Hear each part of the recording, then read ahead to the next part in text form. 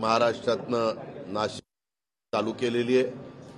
आजचा तिसरा दिवस आहे आणि त्या निमित्तानं यात्रेतनं जात असताना, यात्रेचा जो आमचा मार्ग आहे तिथून जात असताना जी काही आपली श्रद्धास्थानं आहेत त्या ठिकाणी जाऊन तिथं नतमस्तक व्हायचं, आशीर्वाद मागायचे आणि पुढे जायचं।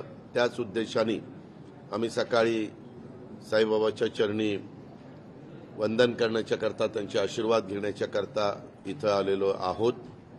आणि इथनं पुढे सिन्नर आणि नंतर आज कोपरगाव, प्रत्येक दिवशी साधारण 2 विधानसभा मतदारसंघामध्ये जाऊन काय आम्ही सरकारमध्ये समावेश केलं आमचा झाल्यानंतर ज्या काही योजना बहिणींना, शेतकरी वर्गांना, भावांना, युवक युवतींना दिलेल्या आहेत त्या सगळ्या माहिती देण्याचं काम आम्ही करतोय। विकासाचा मुद्दा घेऊन आम्ही चाललोय।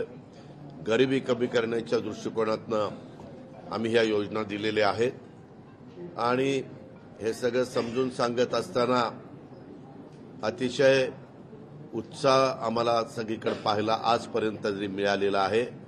खूप चांगला प्रतिसाद आमच्या मायमाऊली आणि भगिनी वर्ग देत आहेत। आमचे सगळे बाकीचे पण सहकारी देत आहेत। पाऊस काही ठिकाणी असतो, काही ठिकाणी नसतो, परंतु जरी असं वातावरण असलं तरी आम्हाला ठराविक काळामध्ये ही जनसन्मान यात्रा पूर्ण करायची आहे आणि ते पूर्ण करत असताना अशा प्रकारे वेगवेगळ्या तीर्थक्षेत्राला पण भेटी द्यायच्यात आणि आशीर्वाद मागायचा की सगळ्यांचं भलं व्हावं। काय नाही, आशीर्वाद हेच किंवा सगळ्यांचं चांगलं, तुझ्या सकट सगळ्यांचं चांगलं व्हावं आशीर्वाद मागितला।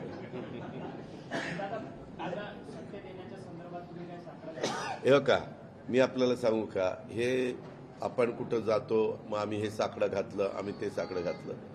आम्ही एवढंच सांगितलं की आपल्या महाराष्ट्रातल्या, भारतातल्या तमाम भारतीयांना, तमाम महाराष्ट्रीयांना, सर्व जाती धर्माच्या लोकांना, सगळ्यांना एक समाधान, त्याच्यामध्ये आनंद, समृद्धी ह्या सगळ्या गोष्टी मिळाव्यात हेच आमचं तिथं जाऊन मागणं असतं।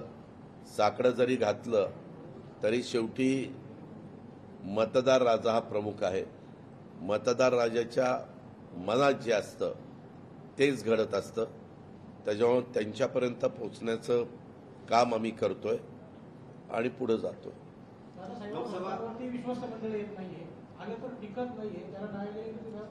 नाही, बरोबर आहे आपण म्हणताय ते।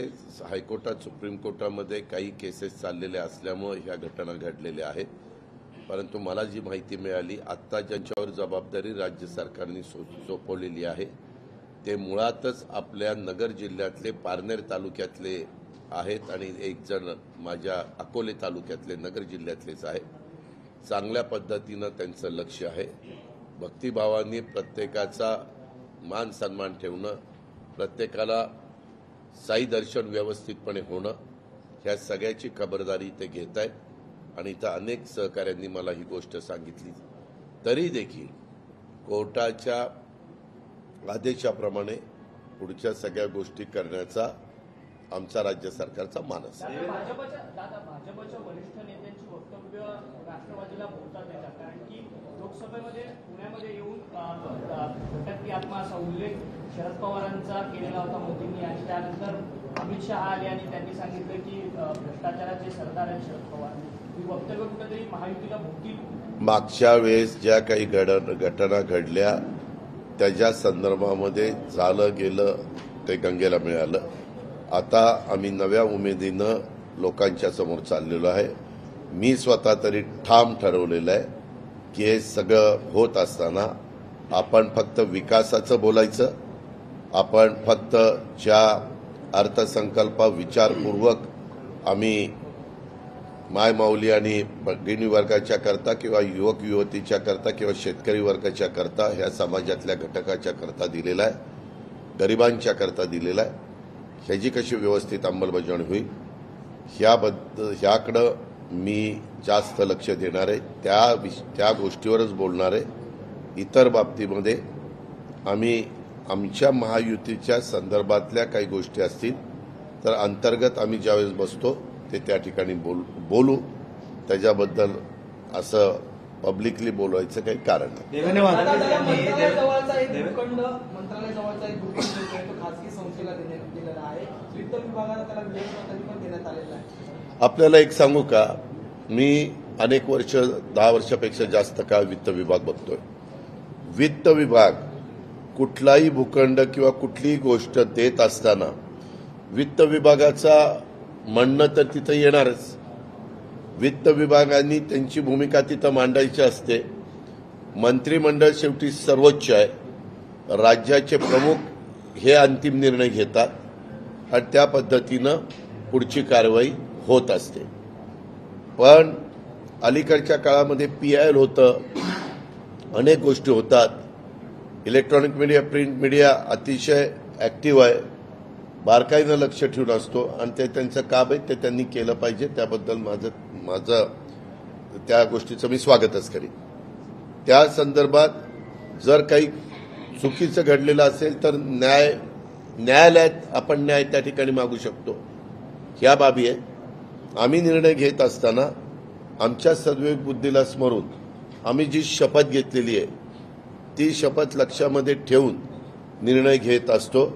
असं कुणाला तरी काहीतरी उठसूट देण्याचं काम राज्य सरकार करत नाही. काही संस्था अतिशय चांगल्या समाजाच्या करता फार बारकाईनं काम करणाऱ्या आहेत, मनापासून जीव ओतून काम करणाऱ्या आहेत, अंग झोकून काम करणाऱ्या आहेत.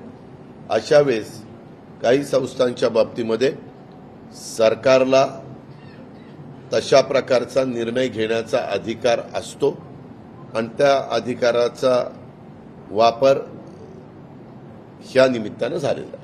संघाच्या बैठकीमध्ये भूमिका मांडताना देवेंद्र फडणवीसांनी म्हटलं की लोकसभेचा जर अभ्यास केला तर दादांना सोबत घेऊन फार फायदा झालेला दिसत नाही. मात्र 2022 पासूनची अंतर्गत आपण स्वतः ऐकलं का ते काय होतंय?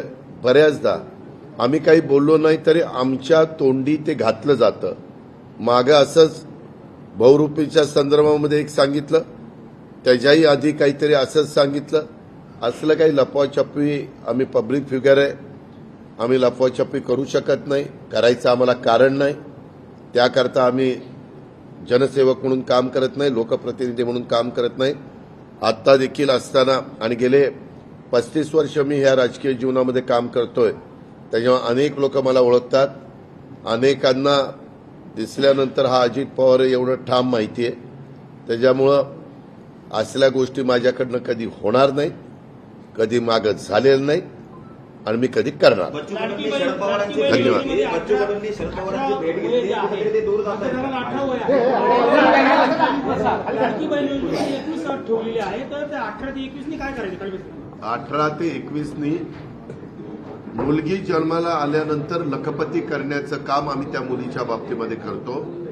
ती जन्माला आल्यानंतर ती 18 वर्षाची होती, त्यावेळेस तिला 1,01,000 रुपये मिळतात. त्याच्यानंतर ती शिक्षण घेत असते. ती शिक्षण घेत असल्यामुळं तिला आता आम्ही शिक्षणाच्या बाबतीत पण मोफत शिक्षण देतोय.